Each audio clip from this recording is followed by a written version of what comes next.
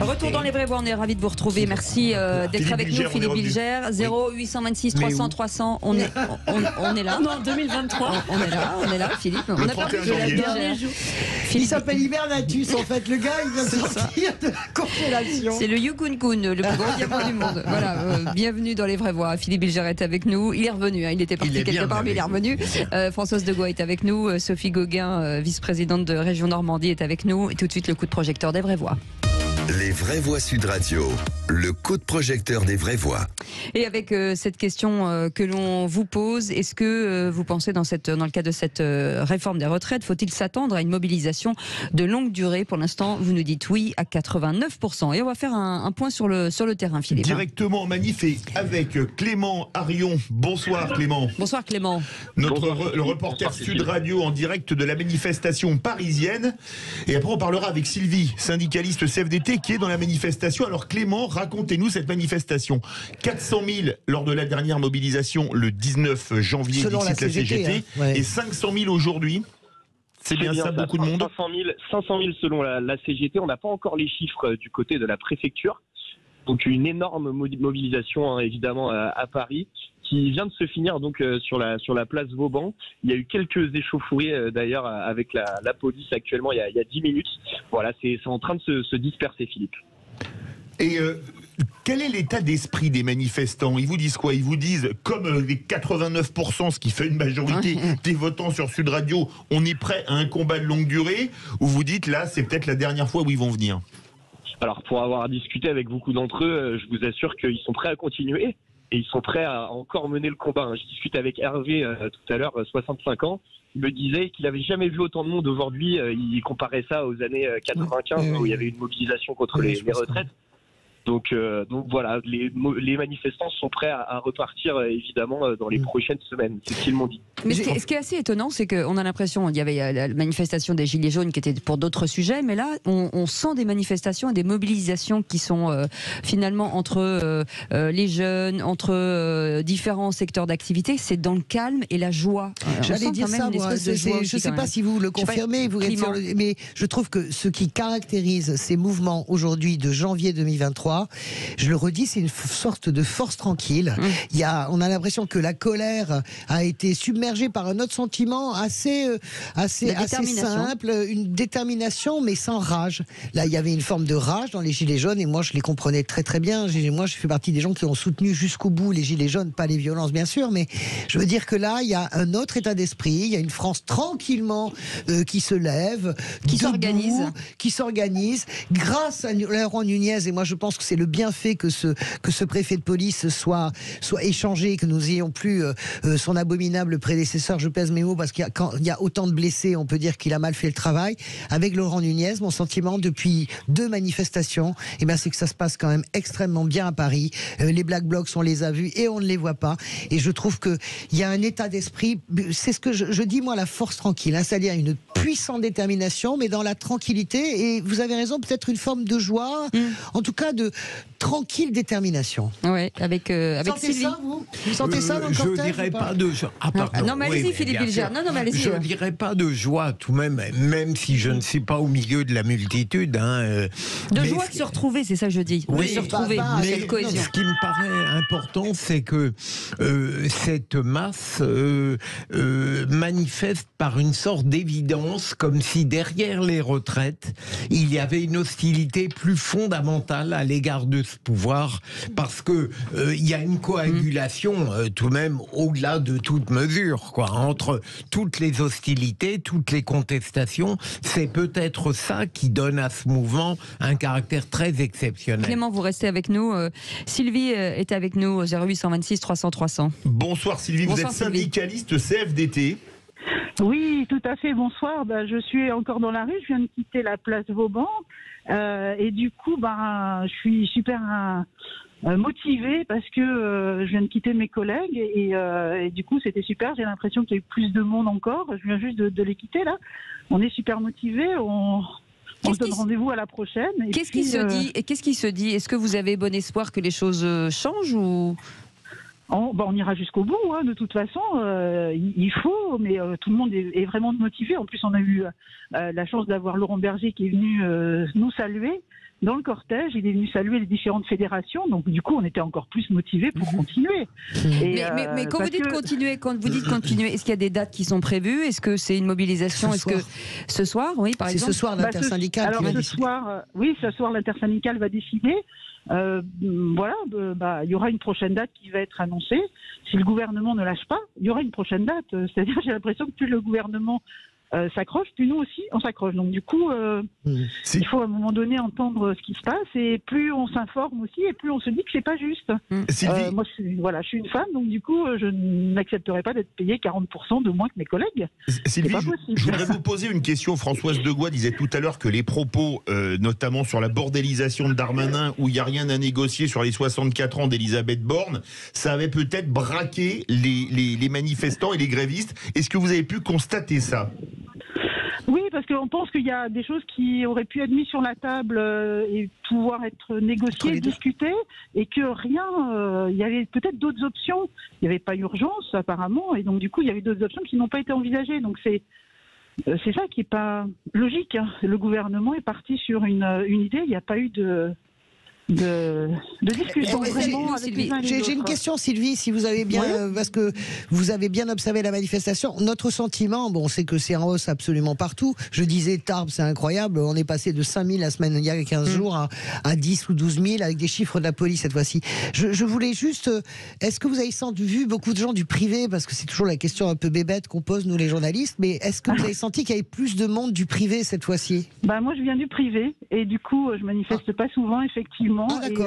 Et moi je viens du privé, d'une entreprise privée, donc on est mobilisé aussi parce que c'est la solidarité, quelque part, c'est absolument la solidarité entre les générations.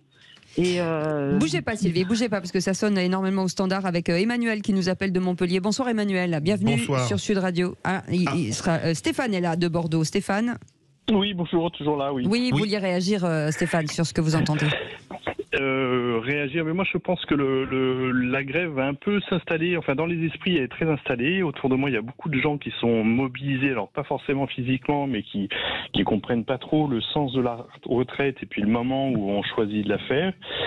Et voilà, je pense qu'il y a vraiment une très grosse majorité de personnes qui comprennent pas ce qui est fait. Et il y avait sans doute beaucoup d'autres voies possibles. Ouais. Voilà. Après, je crois qu'il y a aussi un problème d'information, c'est-à-dire quand on parle de réforme de la retraite, on pose toujours deux sujets. On parle de l'allongement de la durée de vie et puis on la met en rapport avec le temps de travail. Mais il y a beaucoup d'autres paramètres qui rentrent en jeu et on n'en parle jamais. C'est assez surprenant. Restez avec nous, Stéphane. On va dire bonsoir à Emmanuel. Emmanuel, bonsoir. Oui, bonsoir. Merci d'être avec nous. Juste 2 secondes, je rebondis sur Philippe Bilger. Quand on entendait la pédagogie, ce qu'envoie le gouvernement systématiquement en disant oui, on s'est peut-être mal exprimé, enfin vous avez peut-être pas bien compris, il faut qu'on fasse un peu plus de pédagogie. À chaque fois, c'est la même rengaine en fait. Mais je crois, Cécile, que la pédagogie, elle est nécessaire, mais ce qui à la longue devient un mot tellement usé qu'on ne l'écoute plus, c'est le terme responsabilité. Ouais. Lorsqu'on dit à des gens, et la CFDT, qui est partie prenante à ce conflit, n'est tout de même pas un syndicat complètement agitateur et délirant.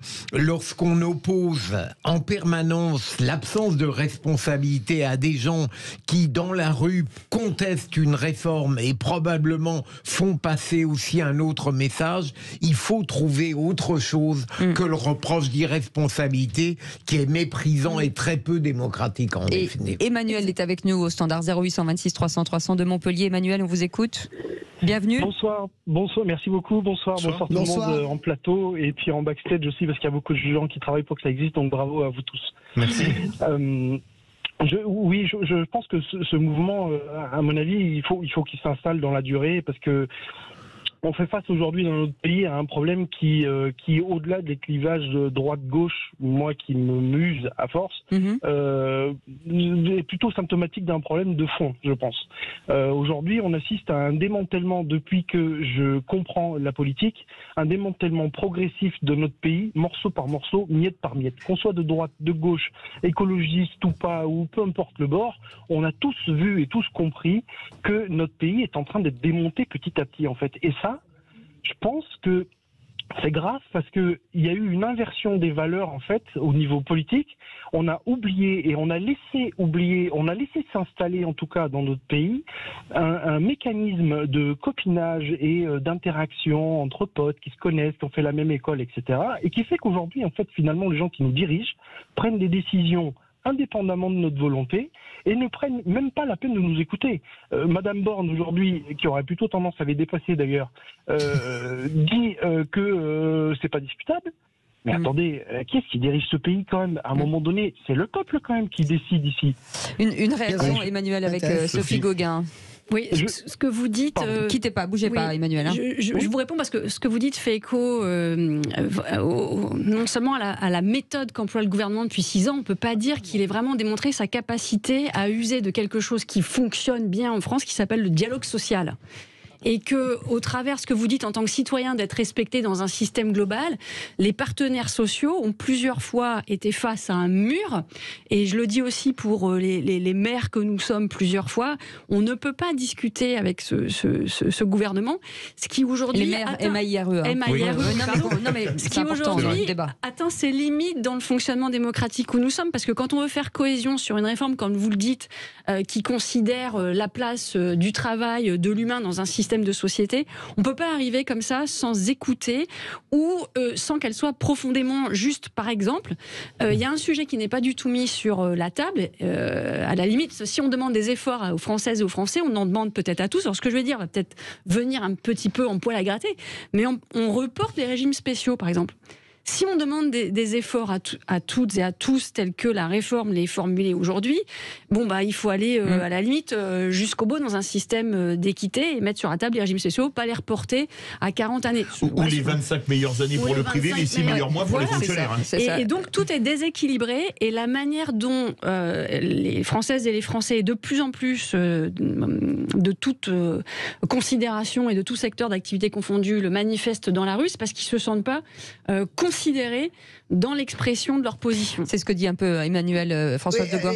Attention au dérapage démocratique, hein, parce que je vois aujourd'hui Martinez et Berger étaient tout sourire et ils avaient raison parce qu'ils voient leur syndicat en augmentation, le nombre d'adhésions à la CFDT, c'est vrai, a augmenté, le nombre d'adhésions à la CGT, ils ont réussi leur pari malgré les rumeurs, toujours les mêmes questions hypérines. Alors, quand est-ce que vous vous engueulez? Après, il faut pérenniser. Après, quand est-ce que vous engueulez? Et Laurent Berger a très bien répondu, non, c'est absolument pas au programme. Attention au dérapage à l'Assemblée. Ce qui s'est passé ce matin, par exemple, ça s'appelle, on est à la limite du déni de démocratie. Le gouvernement qui choisit de favoriser la motion de censure du Rassemblement national plutôt que celle de la NUPS qui a été déposée bien avant, ça, c'est un changement de jeu. Attention, parce qu'ils savent très bien que la motion du Rassemblement national ne passera jamais. Non, mais je le dis parce que il y a notre auditeur. Il y a une très bonne, je le dis parce qu'il y a une très bonne tenue dans la rue des manifestants. Il serait bon qu'il y ait une très bonne tenue du Parlement également. Emmanuel, vous avez manifesté aujourd'hui ? Non, malheureusement, je n'ai pas pu poser de jour. J'aurais voulu le faire, effectivement, mais ça a été trop court. Pour moi, peu importe, mais je pense que les gens vont finir par le faire. Mais ce qui m'inquiète vraiment profondément, et là c'est humain et indépendamment de tout bord politique encore, c'est que ce manque de dialogue est dangereux. C'est dangereux parce que quand les gens ne sont plus capables de s'écouter, ça mène à de la violence. Et c'est ça qui m'inquiète, c'est qu'en fait notre pays est en train de glisser doucement, et on le voit tous en fait, qu'on mette des œillères ou pas, on est tous en train de voir que ça va mal finir.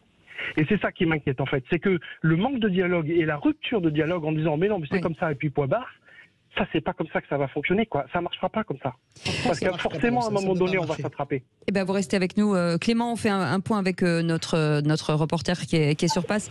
Clément, vous êtes toujours sur place, est-ce qu'il y a encore du monde, est-ce que ça se disperse, est-ce que les gens vont rester encore tard ce soir ? Alors, pour vous donner une image du monde qu'il y a eu à Paris aujourd'hui, le cortège de la CGT vient juste d'arriver sur la place Vauban. Ah oui. Alors que les premiers manifestants arriveraient aux alentours de 17h30. Donc voilà, beaucoup de monde à Paris, je vous le confirme, c'est devant mes yeux. Et quel type d'ambiance ? Est-ce que c'est toujours très bon enfant ou est-ce que... Alors, il y a eu quelques échauffourées à l'arrivée en tête du cortège et maintenant c'est très bon enfant. Hein, tous les cortèges de la CGT rentrent chez eux et la dispersion s'effectue dans le calme. Clément, vous avez vu une unité syndicale ou pas? Quand vous dites le cortège de la CGT vient d'arriver, il y a eu une unité syndicale quand même ou pas? Alors, les syndicats étaient chacun entre eux, je dirais. Alors, unité syndicale, je pourrais pas vous dire, mais en tout cas, voilà, une ambiance très bon enfant. Et je tiens aussi à vous dire qu'il y avait beaucoup de jeunes. J'ai vu beaucoup de jeunes dans ce cortège à Paris, des étudiants qui venaient de la Sorbonne, mais d'autres universités également, et aussi des lycéens. Donc, les jeunes font aussi partie du mouvement, et je pense que c'est important de le dire. Merci beaucoup Clément. On le disait la dernière fois, Philippe Bilger, vous étiez là, Françoise, on parlait de grève générale et on disait, en fait c'est la grève générale, ça n'existe pas, mais est-ce qu'on n'en prend pas tout doucement la direction de dire que finalement il y a ce qu'on disait tout à l'heure, de plus en plus de publics qui vont dans la même direction pour le pays? Je suis curieux de savoir comment l'intersyndicale va raisonner, inventer le futur sur le plan de la contestation, en tenant compte, bien sûr, de ce qui se passe aussi dans les débats parlementaires. Ça va être intéressant parce que la rue peut exercer des pressions sur le Parlement, mais ce qui va se passer à l'Assemblée va naturellement aussi inspirer la contestation de la rue. C'est l'intersyndicale qui va décider ce soir. Je pense qu'ils sont malins parce qu'ils bloquent pas le pays, parce qu'ils laissent du temps entre les manifestations. On n'est plus d'une manifestation, on n'est plus à 4 ou 5 jours. Ils laissent du temps aux gens pour s'organiser. Comme ça leur permet de voir aussi les étiages. Laurent Berger, j'en discutais avec lui 3 jours avant, il savait déjà qu'il y aurait une plus forte mobilisation parce qu'il avait déjà le nombre de cars réservés qui était en augmentation. Donc ce soir, ils vont inventer des choses. Mélenchon a proposé par exemple de pouvoir manifester le samedi pour pas perdre de salaire. Je pense que c'est une petite musique qui monte aussi pour continuer. Merci beaucoup en tout cas. Merci Emmanuel de nous avoir appelé, Clément, Sylvie, Stéphane, et merci pour tous vos appels parce que je sais que vous étiez extrêmement nombreux, je l'ai dit. Vous l'avez dit, absolument, pardon. Oui. Extrêmement nombreux sur notre au 0826 300 300. On revient dans quelques instants, c'est pas fini. On a aussi des auditeurs qui veulent continuer de parler. Vous êtes les bienvenus, c'est ici chez vous, les vraies voix jusqu'à 19h.